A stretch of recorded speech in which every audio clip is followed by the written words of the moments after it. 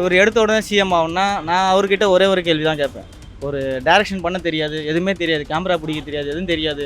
ஆனால் அவர் படம் நான் நடிக்கிறேன், நான் அவர் படம் எடுக்கிறேன் அவர்கிட்ட சொன்னால் அவர் கொடுத்துருவாரா? விஜய்க்கு போடுன்றான் என் வீட்டில், நான் எங்கே போடுவேன்? என் பேத்திங்கோ தாத்தா நீ விஜய் தான் ஓட்டு போனா, சரிம்மா போடுறோம்மா, விஜய்க்கு போடுறோம்மா.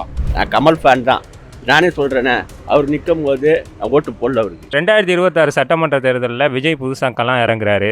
அவர் ஜெயிக்கிறதுக்கான வாய்ப்பு இருக்கா? கண்டிப்பாக வாய்ப்பு இருக்குது. ஏன்னா மக்கள் எல்லாம் இப்போ அவன் பக்கம் சார்பாக பேசுகிறாங்க. அவர் எல்லாம் செய்கிறனுக்கு என் மருமகனே அவர் நிற்கார். அந்த இதில் அவருக்கு ஒரு போஸ்ட் கொடுத்துக்கு ஊரில் ஏன் அவங்ககிட்ட போய் சொல்லுவாங்க, திட்டத்தொகுதியில் அவர் நிற்கார். அதனால் கண்டிப்பாக ஜெயிப்பார்.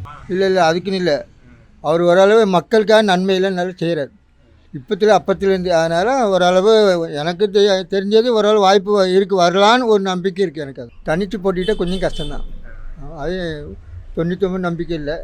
இப்போ இதே கூட்டணி இருந்தால் ஓரளவு வாய்ப்பு இருக்குது. வாய்ப்பு இல்லைங்க. முதல்ல 234 தொகுதிக்கு ஆள் இருக்கான்னு வேட்பாளர் இருக்கா தெரியுங்க. முதல்ல ஃபஸ்ட்டு அது இருக்கா பாருங்கள். அதேமாதிரி அரசியல் பற்றி அவங்களுக்கு ஒன்றுமே தெரியாது. வரட்டும், களத்துக்கு வரட்டும், ஒரு 10 வருஷம் உழைக்கிட்டோம். எம்ஜிஆர் சொல்கிறாங்க, எம்ஜிஆர்லாம் களத்தில் இருந்தார், உறுப்பினராக இருந்து அதுக்கப்புறம் தான் சிஎம் ஆனது. இவர் எடுத்த உடனே சிஎம் ஆகும்னா நான் அவர்கிட்ட ஒரே ஒரு கேள்வி தான் கேட்பேன். ஒரு டைரக்ஷன் பண்ண தெரியாது, எதுவுமே தெரியாது, கேமரா பிடிக்க தெரியாது, எதுவும் தெரியாது. ஆனால் அவர் படம் நான் நடிக்கிறேன், நான் அவர் படம் எடுக்கிறேன் அவர்கிட்ட சொன்னால் அவர் கொடுத்துருவாரா? ஒரு நடிகராக அவர் என்ன பண்ணுறான், நான் கொடுத்துட்றேன், ஏன் வச்சு படம் எடுங்கன்னு சொல்ல முடியுமா?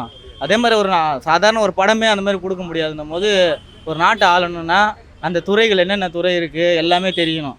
அந்த துறையை பற்றி தான் இப்போ கூட ஒருத்தர் என்ன சொன்னார், நீதிமன்றத்துக்கு அவர் பேர் வைக்கிறேன்னாரு. நீதிமன்றம் யார் வைக்கிறது பேர்?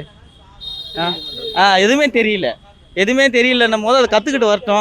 அது கற்றுக்கிறதுக்கு ஒரு 10 வருஷம் ஆகட்டும். விமர்சனங்கள் வந்துட்டு தான் இருக்கும். கொஞ்ச நாள் கற்றுக்கிட்டு அதுக்கப்புறம் அவர் நிற்கட்டும். அதுக்கப்புறம் எல்லாம் ஓட்டு போடுவாங்க. இப்போ ஃபஸ்ட் எலெக்ஷன் நிற்பார், எப்படியும் ஒரு சதவீத வாக்கு வாங்கி எடுப்பார். ஏன்னா இளைஞர்கள் நிறைய பேருக்கு தெரியாது, ஏன்னா இந்த திராவிட கட்சிகள் என்ன பண்ணாங்கன்னு அவங்களுக்கு புரியாது. சினிமா மோகத்தில் போட்டுருவாங்க. அதுக்கப்புறம் அவராக விலகிடுவார். இன்னும் கொஞ்ச நாள் ஆனவுடனே பார்ப்பார், கடைசியில் முடியலன்னா விலகிடுவார். ஓகேவா? ஏன்னா மக்கள் புரட்சி வரதா செய்யணும்னா மாற்று ஒன்று வரணும்னு இல்லைன்னு எல்லாருமே. ஏன்னா வெறும் டிஎம்கே கட்சின்னு இல்லை, எல்லா கட்சியினரும் வரணும், வர வேணான்னு சொல்லலை யாருமே. வந்து கற்றுக்கோங்க, ஃபஸ்ட்டு ஒரு 10 வருஷம் கற்றுக்கோங்க. கற்றுக்கிட்ட பேருக்கு ஆமாம் ஃபஸ்ட்டு தகுதி. ஃபஸ்ட்டு தொண்டர்லாம் பார்த்தீங்கன்னா அங்கே எல்லாம் ரசிகர் கூட்டம் தான் இருக்குது. போய் கத்திக்கிட்டு மேலே மரத்தில் ஏறிக்கிட்டு நீங்கள் பார்த்தீங்கன்னா ஊன்னு கத்திட்டு இருக்காங்க. அவங்ககிட்ட போய் நீங்கள் இந்த மாதிரி மைக்கு நீட்டி பாருங்கள், ஏதாவது கருத்தியெல்லாம் பேச சொல்லுங்கள். இல்லை டிவிக்கே அப்படின்வாங்க. கேட்டால் விஜய்னுவாங்க. அவர் என்ன பண்ணாருன்னு கேளுங்க. சரி சம்பாரிச்சார், அத்தனை கோடி சம்பாரிச்சார், மக்களுக்கு என்ன பண்ணார்? இப்போ சூர்யா இருக்காங்க, அவரும் நடிகர் தான். சூர்யா இருக்காங்க, எவ்வளோ இப்போ வந்த நடிகர் சின்ன சின்ன பசங்களாம் இருக்காங்க, பாலா, அவங்கெல்லாம் எல்லாம் பண்ணுறாங்க. அவங்க ஃப்ரேமில் பண்ணுறாங்க, ஏதோ ஒன்று பண்ணுறாங்க, ஆனால் பண்ணிட்டு தான் இருக்கிறாங்க. இவர் என்ன பண்ணிட்டார்? அந்த சொந்த காசில் அவர் கொஞ்சம் செலவு பண்ணி தெருவாக வரட்டும், தன்னோட ரசிகர். இப்போ பாருங்க, பூத்துக்கு ஃபஸ்ட்டு ஆள் இருக்கா அவங்களுக்கு? பூத் ஏஜென்ட்டுக்கு ஆள் இருக்கா? இப்போ இவங்க டிஎம்கே ஏடிஎம்கே இருக்காங்க, கலப்பு பண்ணி எவ்வளோ பண்ணுறாங்க, அவங்ககிட்ட கலப்பு பண்ணி பண்ணுறதுக்கு ஆள் இருக்கா? விஜய் நின்னா ஓட்டு போடுவோம். அவர் ஒரு பிம்பம் சொல்லி அங்கே பெரம்பூர் தொகுதியிலையோ எந்த தொகுதியில் என்ன அவர் வின் பண்ணிடுறாரு. மற்றவங்களாம் யாருனே தெரியாமல் யார் ஓட்டு போடுவாங்க? அவங்க என்ன வேலை செஞ்சாங்க, வந்து களத்தில் நின்று என்ன பண்ணாங்க? வாய்ப்பு கம்மி தானா? ஏன் வாய்ப்பு கம்மிங்கிறீங்க? வாய்ப்பு கம்மிட்டு எப்படி சொல்கிறது? அவர் எதையும் வாய்ப்பு வந்து பேச மாட்டாப்புல. மோடி கேள்வி கேட்க மாட்டாரு. அப்புறம் வந்து அதிமுக கேள்வி கேட்க மாட்டாரு. அவர் ஏதோ தோந்து ஏதோ பேசி நிற்கிறாப்புல. இது திமுக தான் வரும், திமுக கூட தான் வரும். ஆனால் விஜய் வந்து நான் தான் சிஎம் சொல்லிட்டு இருக்காரு. அது வாய்ப்பு இல்லை ஐயா. அவர் எம்ஜிஆர் ஒன்றும் கிடையாது. என்ன வெள்ளை எம்ஜிஆர் அவர் எம்ஜிஆர் தான் சொல்கிறாரு. நாங்கள் தான் சொல்லலாம் எம்ஜிஆர்னு. இதா இல்லையா? திமுக தான் வரும். திமுக தான் அடிச்சு 100% திமுக தான் வரும் ஐயா. திமுக தான் வரும். விஜய் வரதுக்கு வாய்ப்பு இருக்குன்னா ஒரு 12-10 தான் வருவாப்புல. ஜெயிக்க 100% 90% வாய்ப்பு இருக்குது. இல்லைன்னாலும் ஒரு 60 எம்எல்ஏவாவது வருவார். ஏன்னா கட்சி ஆரம்பிச்சு 3 வருஷம் தான் ஆகுதுங்கிறாங்க. பரவாயில்ல, இருக்கட்டும். மக்கள் வந்து தெளிவாக இருக்காங்க. அவருக்கு வாக்கு பெண்கள் ஓட்டு, இளைஞர்கள் வாக்கு கட்டாயம் இருக்குது. இந்த 2 ஆட்சியும் வந்து எல்லாம் மக்கள் சந்திச்சிட்டாங்க பல பிரச்சனைகளை. புதுசாக ஒருத்தர் வரட்டுமே, அதனால் தெளிவாக இருக்காங்க. தனியாக அந்த கூட்டணிலாம் தனியாக 60 எம்எல்ஏ வந்தால் கூட போகிறோம். அடுத்து ஸ்ட்ராங்காக உட்காரலாம். அடுத்த எலெக்ஷனில் பார்த்துக்கலாம். அது எல்லார் வாழ்க்கையும் எடுத்தால் எல்லார் வாழ்க்கையும் எல்லா கதையும் இருக்கும். எல்லோரும் யாரும் நல்லவங்க கிடையாது. எல்லாருமே மனிதனாக பண்ணால் எல்லாரும் கெட்டவன் தான். எல்லாருமே கெட்டவன் தான், எல்லோரும் நல்லவன் தான். அதனால் அதெல்லாம் அதுக்கு இங்கே கொண்டு வரக்கூடாது. கிடையாது, பாதிக்காத. நம்ம சொல்கிறவன் நீ கரெக்டாக இருக்கியா? யார் சொல்கிறவன்? மக்களே சொல்லிட்டோம். அவன் கரெக்டாக இருக்கானா? சொல்லு. பெண்ணாக இருக்கட்டும், ஆணாக இருக்கட்டும், அவங்ககிட்ட 4 தப்பு இருக்குது. இந்த ஒரு விரலை நீட்டினா 3 விரல் நம்மளை தான் காட்டும் குற்றவாளின்னு. கண்டிப்பாக ஜெயிக்க முடியாது. ஒரு சினி ஃபீல்டில் இருக்கவர் நடிக்கிறாரு, ரெண்டாவது எல்லாமே இது நடிப்பாகவே இருக்கும். அவருக்கு யாருமே ஆதரவு தெரிவிக்க மாட்டாங்க. அதெல்லாம் சும்மா அதெல்லாம் சின்ன பசங்களுக்கு தெரியல. ஆட்சினா என்ன, அரசாங்கம்னா என்ன, கவர்மெண்ட் என்னன்னு அவங்களுக்கு தெரியல. அவங்களுக்கு அதெல்லாம் அவர் சொல்ல முடியுமே தவிர நிஜமான லைஃபுக்கு வர முடியாது. அவர் சிஎம்மாக ஆகவே முடியாது. அவரோட திறமைலாம் சினிமாவுக்கு மட்டும்தான், நிஜ வாழ்க்கைக்கு வராது. நான் டிஎம்கே ஆளு தான், டிஎம்கேக்கு தான் ஓட்டு போடுவேன். ஆனால் என் பசங்களாம் டிஎம்கேக்கு தான் ஓட்டு போடுவாங்கன்னு சொல்ல முடியாது. ஏன்னா இளைய தலைமுறை பார்த்து நான் 4 இடத்துல சுற்றுருவேன். பார்த்தா விஜயை பற்றி கொஞ்சம் நல்ல விதமாக தான் சொல்கிறாங்க. அவர் வரட்டும், வந்தால் அவரும் நல்லது செய்வார்னு நினைக்கிறாங்க. கட்சி அதுனா ஆனால் மக்கள் சப்போர்ட் இருக்குண்ணா. நான் 4 இடத்துல போனால் இப்போ ஆட்டோக்காரங்களை கூட நான் கடைக்கு போனால் அவங்களே கேட்கும்போது விஜய்க்கு அதில் ஆட்டோக்காரங்களும் சப்போர்ட். நான் வந்து பரம்பரை டிஎம்கே அதில் போஸ்டிங்கில் இருக்கேன், வாங்கியும் துண்டுறேன். நான் விஜய் ரசிகர் வேற, அதனால் விஜயை வந்து வரக்கூடாதுன்னு சொல்லவும் முடியாது. எனக்கு அவரை ரொம்ப பிடிக்கும். இருந்தாலும் ஓட்டு டிஎம்கேக்கு தான். ஆமாம். ஆனால் இப்போதைக்கு என் பசங்களாம் வந்து நான் கட்டுப்படுத்த முடியாது. அவங்க வந்து அவங்க விருப்பம், அவங்க விஜய்க்கு தான் போடுவான்னும் போது நான் டிஎம்கே போடுன்னு சொல்ல முடியாது. ஓட்டு உரிமை அவங்களோடது. நீ டிஎம்கேக்கு தான் போகணுன்னு நானும் சொல்ல மாட்டேன். அவரும் வரட்டும், வந்தாலும் அவரும் அது விருப்பம். மேலே வந்து ஏன்னா இளைய தலைமுறை சப்போர்ட் பாதி அவருக்கு இருக்குன்னு நினைக்கிறேன். ஜெயிக்கிறதுக்கு வாய்ப்பு இல்லை, எதிர்கட்சி வர்றதுக்கு வாய்ப்பு இருக்குது. பசங்க சின்ன பசங்க நிறைய பேர் இருக்காங்களா, பெரியவங்கெல்லாம் கம்மியாயிட்டாங்க, எல்லாம் சின்ன பசங்க நிறைய பேர் இருக்காங்க, அதனால் வாய்ப்பு இருக்குது. நீங்கள் விஜய்க்கு ஆதரவு கொடுப்பீங்களா? நான் கண்டிப்பாக கொடுப்பேன்.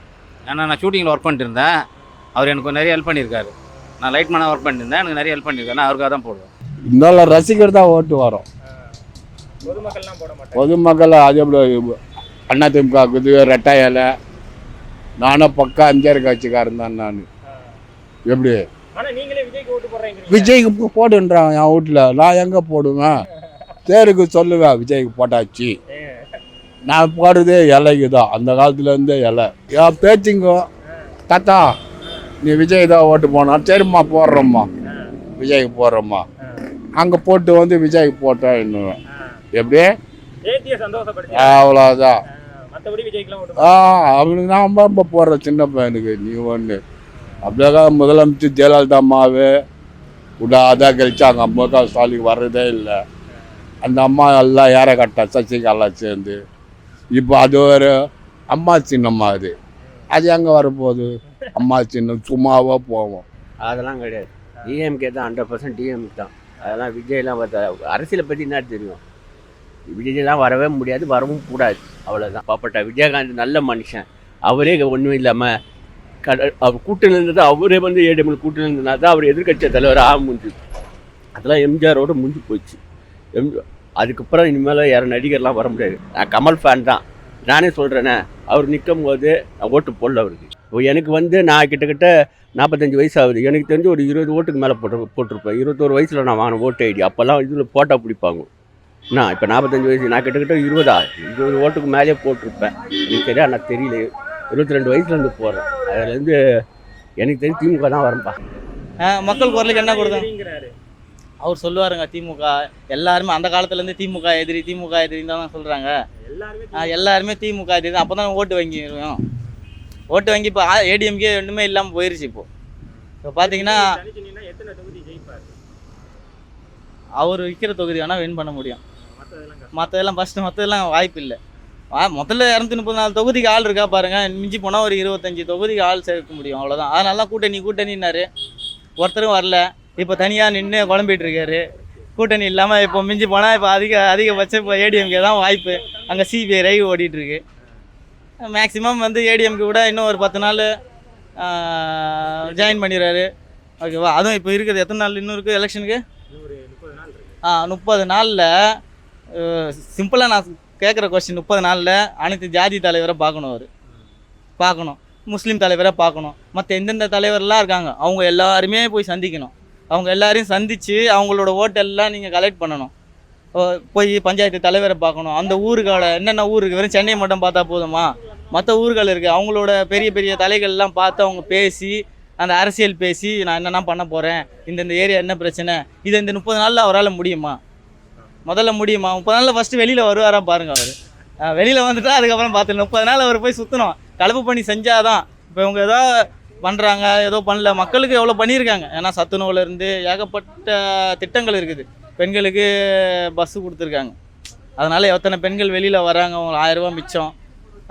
அதே நேரத்தில் வயசானவங்க எத்தனை பேர் வந்து தாய் தந்தைக்கு கஞ்சி ஊற்றுறாங்க, இவங்க பண்ணுறாங்க. அது ஏடிஎம்கே இருக்கட்டும் டிஎம்கே இருக்கட்டும், 2 பேரையும் தான் சொல்லுவேன். ஒரு 1000 ரூபா அவங்க சலுகை கொடுக்குறாங்கன்னா அதை வச்சு அவங்க வந்து என்ன பண்ணுறாங்க, அவங்க பேக்கெட் மணியை வச்சுக்கிட்டு காலையிலேருந்து நைட் வரைக்கும் அவங்க சாப்பிட்டுக்கிறாங்க.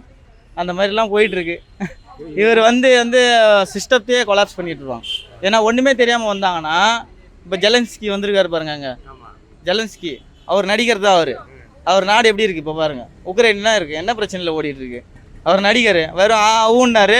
இப்போ ரஷ்யா கிட்ட சம்மந்தமே இல்லை அங்கே கை வச்சார், மொத்தமாக முடிச்சு விட்டாங்க. அந்த நிலமை தான் ஆகும் நமக்கு. அப்புறம் திருப்பி 50 வருஷம் நம்ம பின்னாடி தான் போகணும்.